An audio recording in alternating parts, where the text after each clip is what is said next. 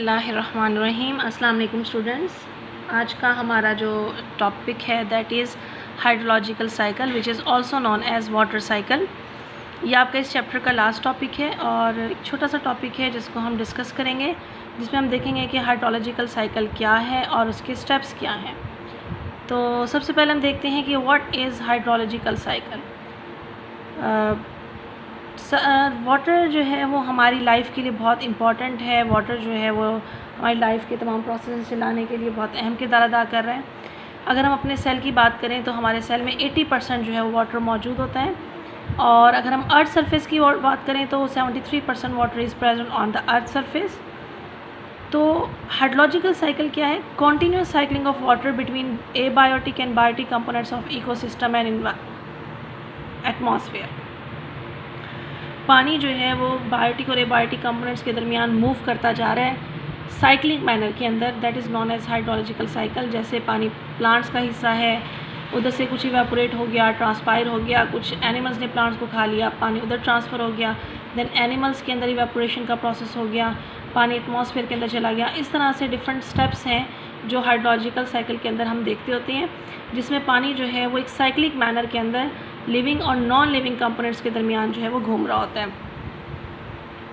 इसके अलावा साइकिलिंग जो है it take place through precipitation evaporation. हम कहते हैं ना कि साइकिलिंग हो रही है, एटमॉस्फेयर में मूव कर रहा है पानी, तो दो तरीक़ों से हो रहा होता है। अगर हम बात करें कि किस तरह से एटमॉस्फेयर में जा रहा है, through the evaporation.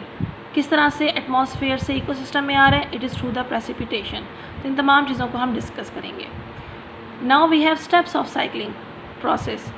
First step is evaporation and transpiration.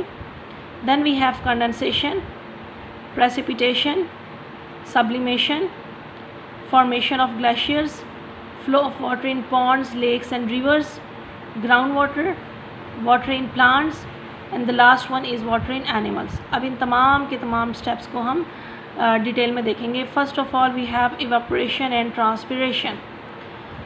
Water evaporate from ocean and reverse, यानी वहाँ से इवेपोरेट करके एटमॉस्फेयर में जाता है। तो हम देखते होते हैं कि अबाउट 90% जो वाटर है वर्ल्ड के अंदर it comes from lakes, ocean and streams. इसके अलावा हम ये भी देखते हैं कि वाटर जो है वो लीव्स के थ्रू भी इवेपोरेट होता है, and the process is known as transpiration and the remaining 10% of water in the atmosphere come from the evapotranspiration. ये हमने देखा ना 90% पानी जो है वो सिंपल ट्रांसपिरेशन के थ्रू आ रहा है, जो कि दरियाओं से हो रही है, और जो 10% वाटर है ये लीव्स की सरफेस से जो है वो एटमॉस्फेयर में जा रहा होता है। ये जो वेपर्स हैं, वाटर वेपर्स हैं, चाहे वो किसी लेक, स्ट्रीम या ओशन से आ रहे हैं, चाहे वो लीव सरफेस से आ रहे हैं, they carried by the wind in different places. On cooling water vapours condense to form cloud. और वो किसी अगर ऐसे इन्वायरमेंट में पहुँचते हैं, ऐसी प्लेस में पहुँचते हैं जहाँ पर टेम्परेचर बहुत लो है, तो वो क्लाउड्स में चेंज हो जाती हैं। The process is known as condensation. Water vapours rise into the sky, cool when come in contact with cooler air at high level of atmosphere. तो जैसे ही बहुत हाई लेवल में जाते हैं वहाँ पर हवा ठंडी हो जाती है, और उस लो टेम्परेचर की वजह से जो है ये कंडेंस कर जाती हैं, और कंडेंस करने के बाद वेपर्स जो हैं वो क्लाउड्स में चेंज हो जाती हैं। Cloud push around the world by moving air current and wind. वो हवाओं के ज़रिए जो है वो क्लाउड्स फिर एक जगह से दूसरी जगह पर पहुंचते जाते हैं, और फिर वहाँ पर फिर डिफरेंट एरियाज़ में क्लाउड्स की मदद से प्रेसिपिटेशन का प्रोसेस स्टार्ट हो जाता है। Wind collide with mountains and come back, height of wind drop. जैसे वापस आती है विंड की जो हाइट है वो कम हो जाती है, and they are unable to carry water vapours more. Waterfall in the form of precipitation.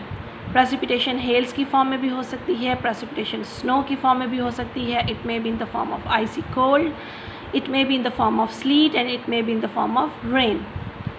एक और प्रोसेस हम देखते होते हैं सब्लिमेशन। क्या है sublimation? Sometimes snow and ice can turn into water vapours without turning into water, यानी direct ice का, स्नो का डायरेक्ट वेपर्स में चेंज होना सब्लिमेशन कहलाता है। Sublimation results from the low humidity and dry wind. It occurs at the peak of the mountains और high up places. Lower जितना, जैसे हम कहते हैं कि हाई अप जैसे जैसे ऊपर जाते जाते हैं हम, तो एयर प्रेशर जो है वो कम होना शुरू हो जाता है। तो जितना एयर प्रेशर कम होगा सब्लिमेशन का प्रोसेस ही उतना आसानी से होता जाएगा। Lower air pressure, lesser energy is needed to sublime ice into the water. एक और स्टेप हम देखते होते हैं वाटर साइकिल का, that is formation of glaciers. तो ग्लेशियर्स कब बनते हैं? When snow permanently deposit on the high mountains, ऊंचे ऊंचे पहाड़ों पे जम जाती है बर्फ़ मुस्तकिल तौर पर, तो वो ग्लेशियर्स कहलाती हैं।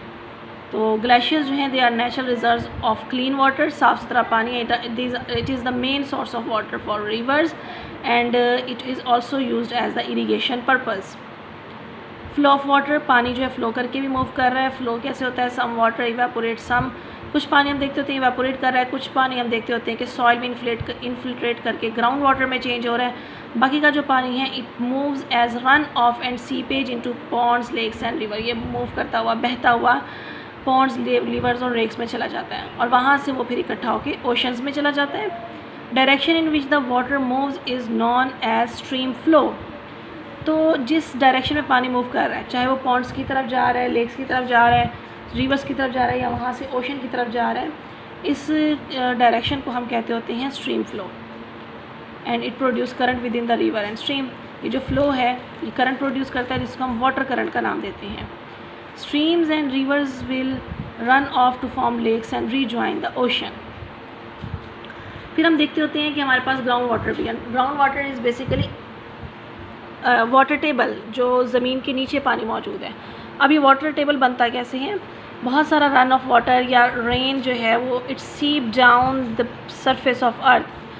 पानी जो है वो नीचे चला जाता है। Water penetrate into the surface of earth and ground water में सीप into ocean, reverse and stream. ये फिर मूव करता हुआ नीचे से ओशंस में भी जा सकता है, रिवर्स में भी जा सकता है, स्ट्रीम में भी जा सकता है। It may be released back into the atmosphere through the transpiration. Ground water is also source of water for land plants and animals.